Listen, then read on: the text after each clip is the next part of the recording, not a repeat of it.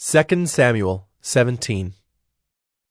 Moreover, Ahithophel said to Absalom, "Let me choose 12,000 men, and I will arise and pursue David tonight. I will come upon him while he is weary and discouraged and throw him into a panic. And all the people who are with him will flee. I will strike down only the king, and I will bring all the people back to you as a bride comes home to her husband. You seek the life of only one man, and all the people will be at peace." And the advice seemed right in the eyes of Absalom and all the elders of Israel. Then Absalom said, "Call Hushai the Archite also, and let us hear what he has to say." And when Hushai came to Absalom, Absalom said to him, "Thus has Ahithophel spoken. Shall we do as he says? If not, you speak." Then Hushai said to Absalom, "This time the counsel that Ahithophel has given is not good."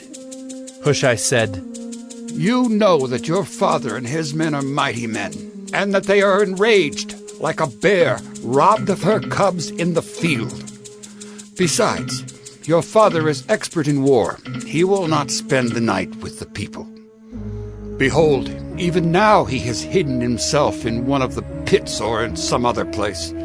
And as soon as some of the people fall at the first attack, whoever hears it will say, 'There has been a slaughter among the people who follow Absalom.' Then even the valiant man whose heart is like the heart of a lion will utterly melt with fear, for all Israel knows that your father is a mighty man, and that those who are with him are valiant men.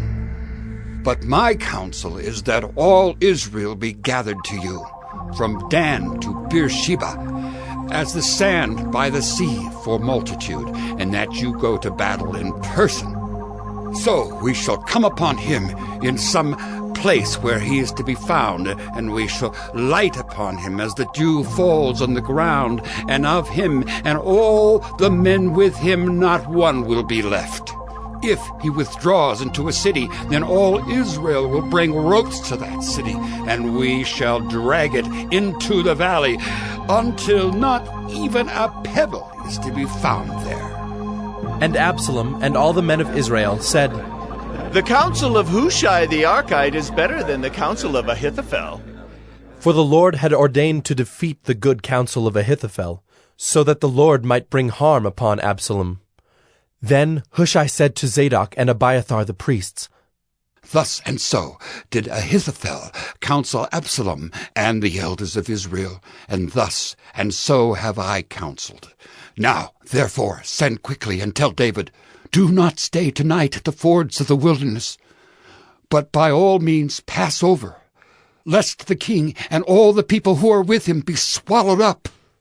Now Jonathan and Ahimaaz were waiting at Enrogel. A female servant was to go and tell them, and they were to go and tell King David, for they were not to be seen entering the city. But a young man saw them and told Absalom. So both of them went away quickly and came to the house of a man at Bahurim, who had a well in his courtyard, and they went down into it. And the woman took and spread a covering over the well's mouth, and scattered grain on it, and nothing was known of it. When Absalom's servants came to the woman at the house, they said, "Where are Ahimaaz and Jonathan?" And the woman said to them, "They have gone over the brook of water." And when they had sought and could not find them, they returned to Jerusalem. After they had gone, the men came up out of the well, and went and told King David. They said to David, "Arise, and go quickly over the water, for thus and so has Ahithophel counseled against you." Then David arose, and all the people who were with him, and they crossed the Jordan. By daybreak not one was left who had not crossed the Jordan. When Ahithophel saw that his counsel was not followed, he saddled his donkey and went off home to his own city. He set his house in order and hanged himself, and he died and was buried in the tomb of his father. Then David came to Mahanaim, and Absalom crossed the Jordan with all the men of Israel. Now Absalom had set Amasa over the army instead of Joab. Amasa was the son of a man named Ithra the Ishmaelite, who had married Abigail, the daughter of Nahash, sister of Zeruiah, Joab's mother. and Israel and Absalom encamped in the land of Gilead. When David came to Mahanaim, Shobai, the son of Nahash from Rabbah of the Ammonites, and Machir, the son of Ammiel from Lo-debar, and Barzillai the Gileadite from Rogelim, brought beds, basins, and earthen vessels, wheat, barley, flour, parched grain, beans, and lentils, honey and curds and sheep and cheese from the herd, for David and the people with him to eat. For they said, The people are hungry and weary and thirsty in the wilderness.